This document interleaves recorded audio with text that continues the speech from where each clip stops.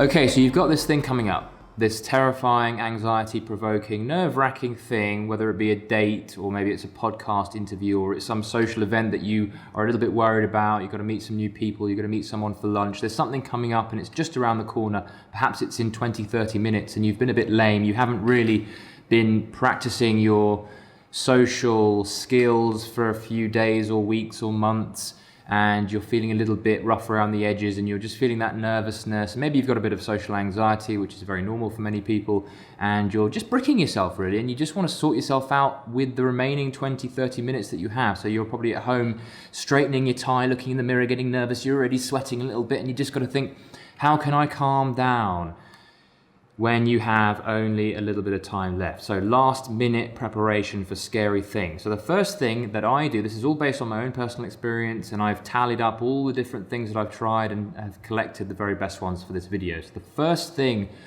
that I would do if I was in your shoes and I had something scary coming up, if there's time, and for many people there won't be if we're talking 20 minutes, but lifting weights in the gym or doing press-ups, doing body weight exercises if you can, but ideally heavy weights, is a really good way to get the blood pumping, to get blood into the brain, to clear the mind, to clear the brain fog, to help you feel clearer and to lift the mood. So there are endorphins involved in this whole process. So that's very important. Exercise is fantastic for clearing away the cobwebs of nerves in the last minute. But not everyone has access to the gym in such a short period. But certainly if you've got something coming up in the day, the gym, lifting heavy weights, and then having a nice cold shower afterwards is going to be really good for lifting mood and shaking out that anxiety. Cardio is another good one. Going for a quick jog or a quick walk, breathing in a bit of fresh air outside is good.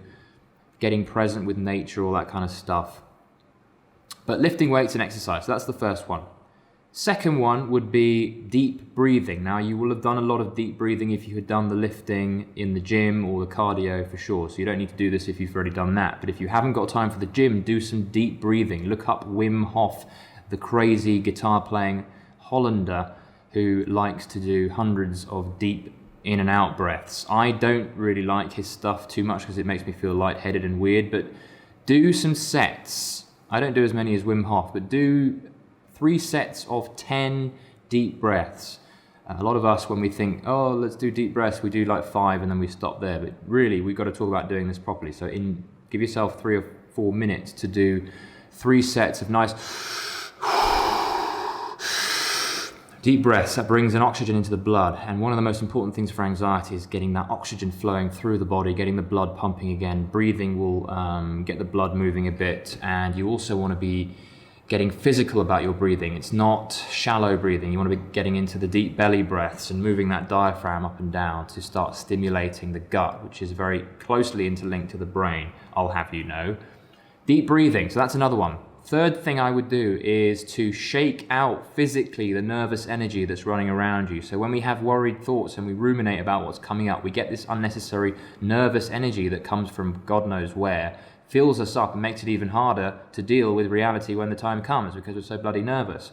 So you want to shake that stuff out, and by shaking it, for whatever reason, it improves your sense of calm through the body. It gets rid of that nervous, probably electrical energy that's sort of being blocked up. I think because when you get a lot of it, it tends to sort of creep up and down the nerves and it gets blocked like traffic, and you want to just shake some of that stuff out. So this is a lot of this stuff I would have got from Elliot Hull, so look him up. That's a shout out to Elliot, who's given me some great ideas about shaking out nervous energy. So all that kind of weird stuff. Get really freaky and get all like, shake it all out of your face. Every last muscle that you can possibly shake it out, do it. Do the stand up. So stand up and do it. Shake your whole body. Do a bit of a dance. Get some music on as well. There's also the juddering shakeouts, which are quite good.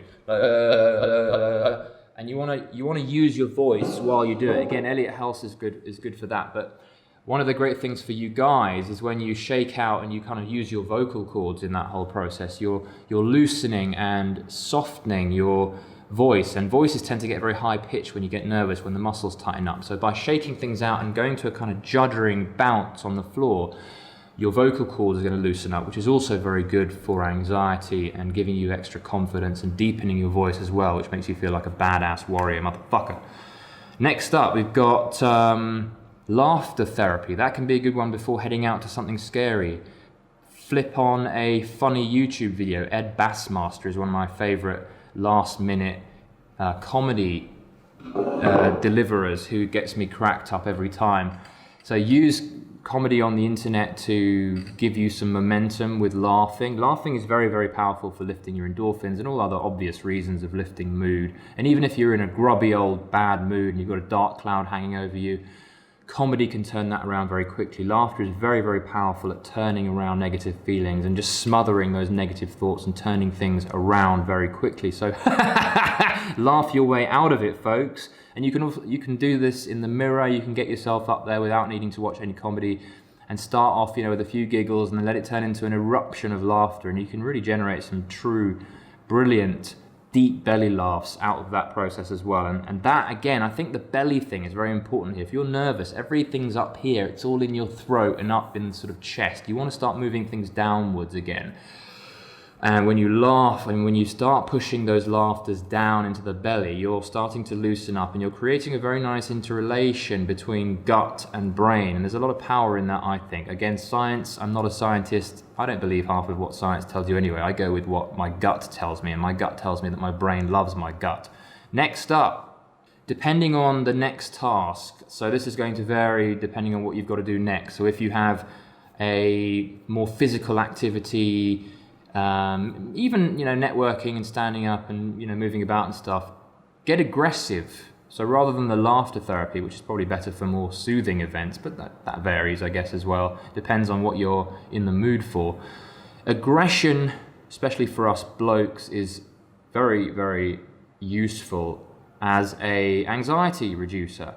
Think about our ancestors who were out there on the plains fighting one-to-one, man-to-man frontline combat. Think of what they did just before they went charging. They got aggressive, man. They started shouting and screaming and they started charging, bellowing out their aggression, scaring the opponent. But of course, the real power in that was riling themselves up and getting them over that barrier that is keeping them fearful. There's a lot of power in aggression, and positive aggression doesn't mean you should go out there and get all violent.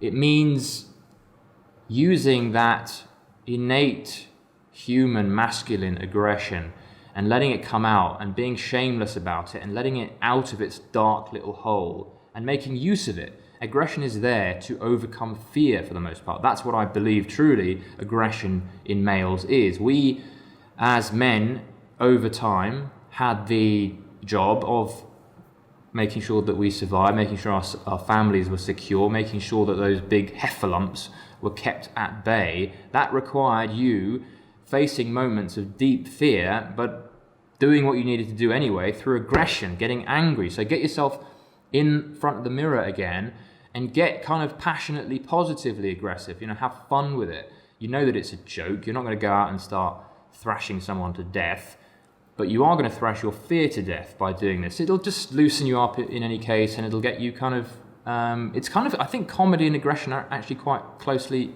intertwined, actually, now that I think of it, because both acts are loosening you up. Both acts are getting you over the fear and the anxiety. It's an interesting one, probably for another video.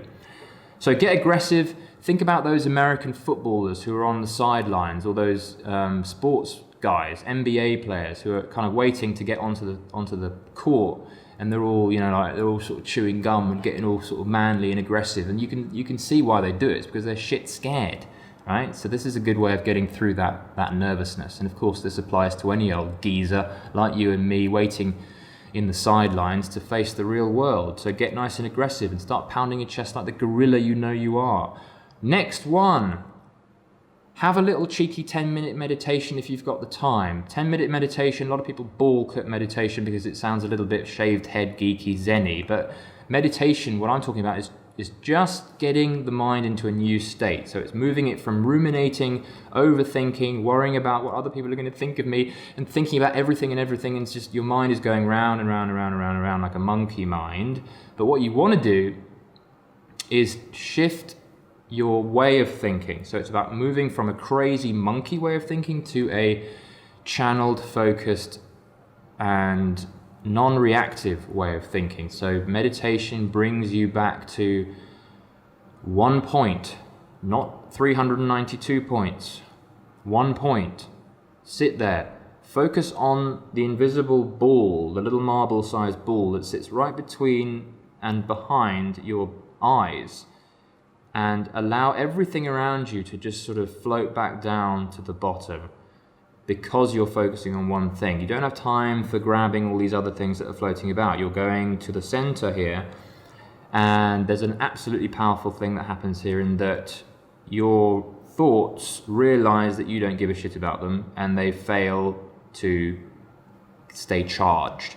And that's a nice mode to be in. It's a sort of calm mode that you can carry on as you continue on into your evening or to your event or whatever the thing is scaring you.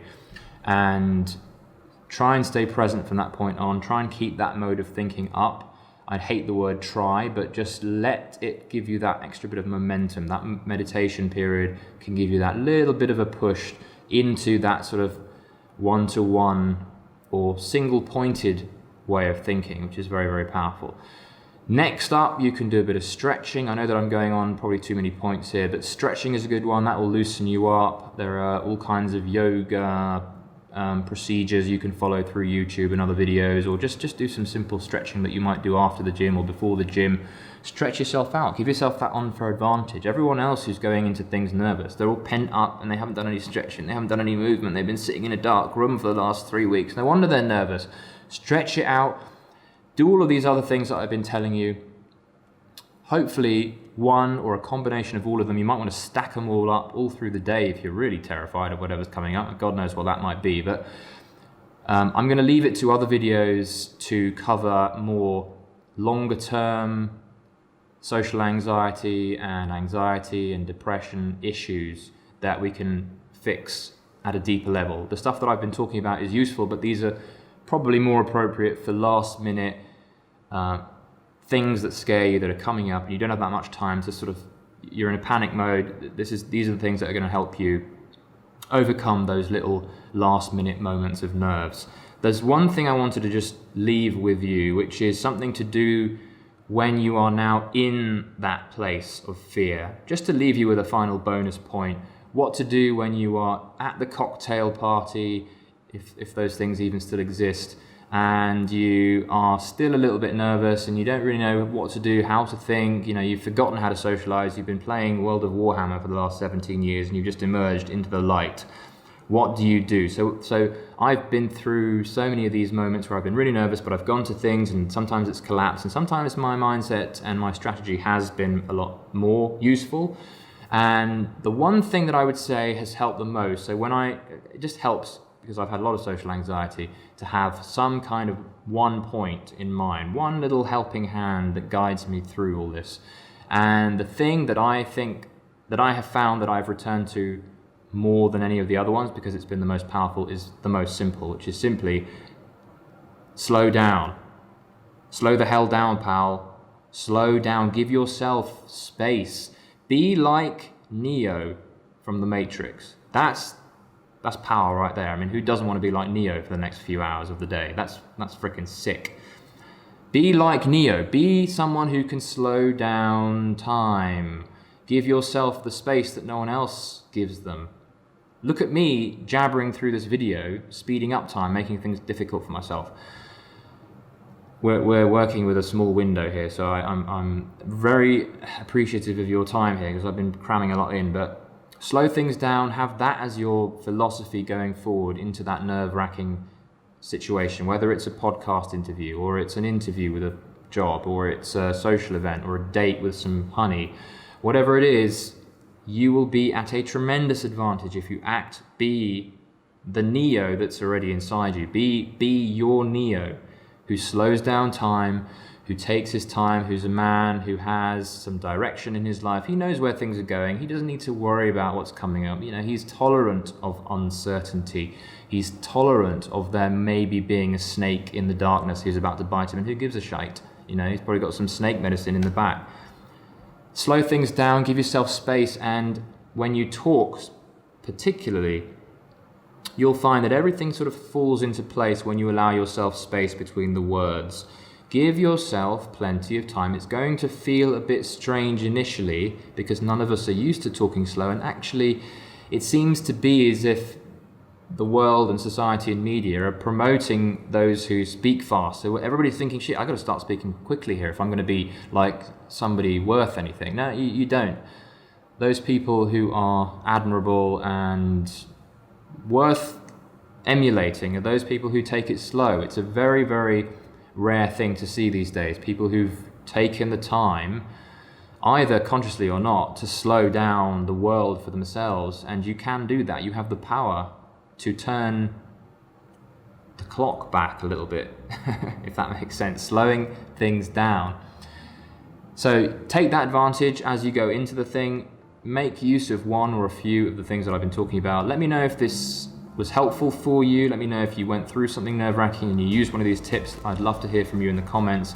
Hit the like button because it alerts the YouTube reptilian overlords that I exist and that other people do like my stuff, and they will then hopefully promote my videos more so that other nervous guys in their bedrooms can pick this up as well, or wherever you are. Okay, hope that helped. I'll see you in tomorrow's video.